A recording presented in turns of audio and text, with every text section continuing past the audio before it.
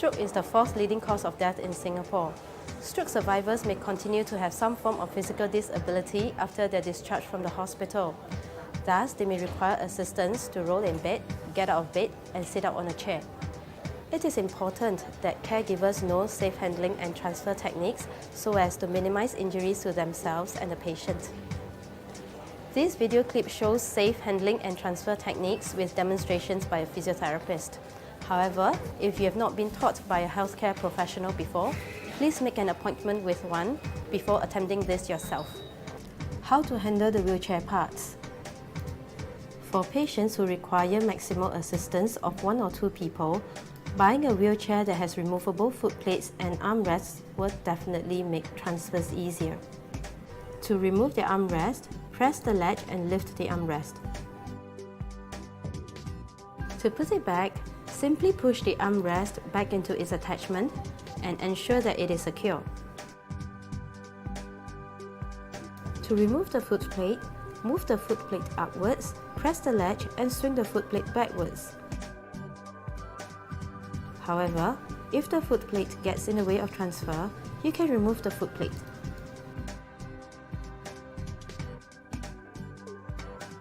To put the footplate back, approach the wheelchair from the side, fit it into the attachment and swing the footplate back into its original place.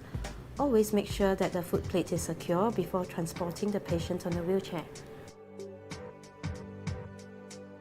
Position the chair nearby at a small angle to the bed for transfer.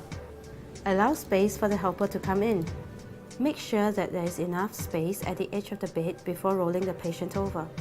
First, place the opposite paralyzed arm on the patient's body and move the arm closer to you away from the patient's body. Next, bend the opposite knee. With one hand on the pelvis and the other hand on the patient's shoulder blade, roll the patient towards you. Remember to ask the patient to participate in the activity as much as she can. Next, bring the legs off the edge of the bed. Stabilize the patient's hip with one hand and with the other hand under the patient's upper trunk, lift the patient up to a sitting position. Your helper could assist you with the patient's trunk. Never lift by putting your hand under the patient's neck. If the patient is sitting too far in the bed, shuffle the patient's bottom forwards. First, lean the patient on the right and guide the left hip forwards. Lean the patient to the left and guide the right hip forwards. Ensure that both of the patient's feet are placed flat on the floor.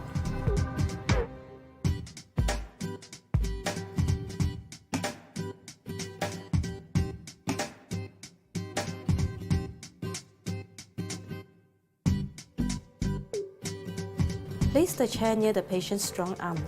Ensure that the brakes are applied. Ensure that your helper is ready to help you. The helper will assist you by lifting the buttocks across.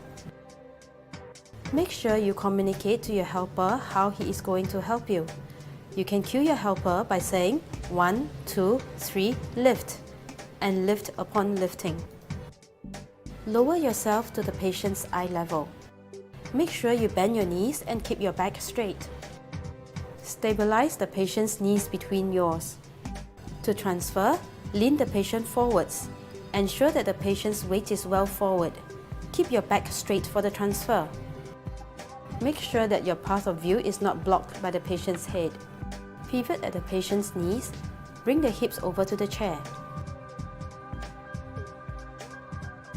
To shift the patient further back into the chair, first lean the patient forward and to one side, with one hand supporting under the patient's thigh and your helper assisting under the patient's hip. Together, bring the hip backwards. Repeat for the other hip.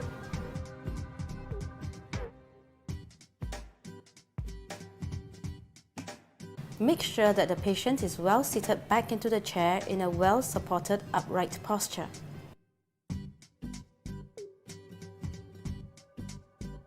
Finally, ensure that the footplates are secure.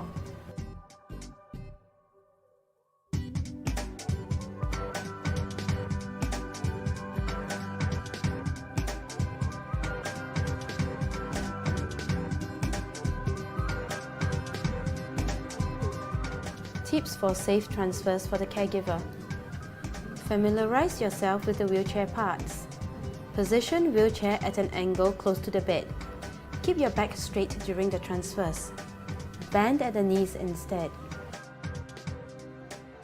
If you have difficulty in transferring your loved one affected by stroke, ask a doctor to refer you to a neurophysiotherapist. This is available in all the hospitals in Singapore, as well as community rehabilitation centres.